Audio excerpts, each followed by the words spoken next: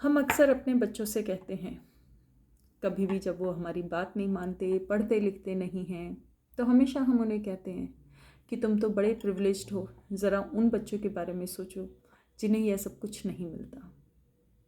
सही है, हमारे बच्चे जिन्हें वो माँ बाप जो अपने बच्चों को सब कुछ दे सकते हैं, उनके बच्चे प्रिविलेज्ड ही होते हैं। लेकिन क्या आपने कभी गौर किया है, सिर्फ हमारे बच्चे ही नहीं, हमारे माता पिता भी बहुत प्रिविलेज्ड रहे हैं कि हमें एक आज़ाद देश में सांस लेने को मिला।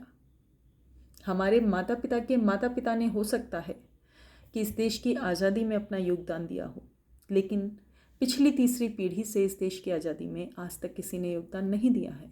और हम इस आज़ादी को कभी सीरियसली लेते ही नहीं हैं।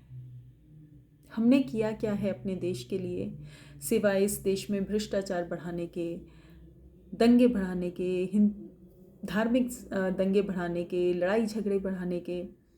हमने दिया क्या है इस देश को?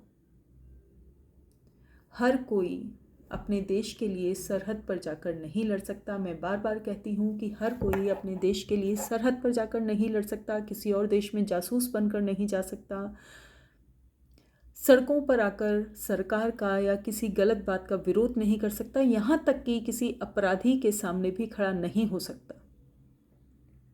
लेकिन इसका मतलब ये नहीं है कि हम अपने देश के लिए कुछ नहीं कर सकते। हमारे देश के लिए प्राण देने वाले क्रांतिकारियों के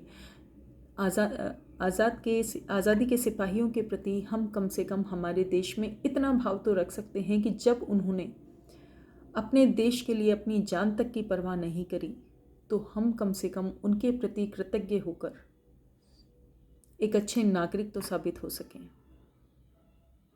सोचिएगा कि आप एक अच्छे नागरिक होने के नाते क्या करते हैं। सब चीज़ें आप सरकार पर नहीं छोड़ सकते हैं, सब चीज़ें आप दूसरों पर नहीं छोड़ सकते हैं। आप सिर्फ इतना कीजिए कि अपने बच्चों की परवरिश अच्छी कीजिए, अपने आसपास का माहौल सही रखिए, देश में गंदगी मत फैलाइए, कोशिश हो सके तो भ्रष्टाचार को बढ़ावा मत दीजिए। छोटे छोटे कदम उठाएंगे तो यही छोटे छोटे कदम मिल करके बड़े हो जाएंगे। और अपने बच्चों को प्रिविलेज्ड गिनाने के साथ ही ये प्रिविलेज भी ध्यान रखिए कि आप एक आज़ाद देश में सांसें ले रहे हैं, जिसके लिए न जाने कितने देशवासियों ने अपनी जानें कुर्बान की हैं।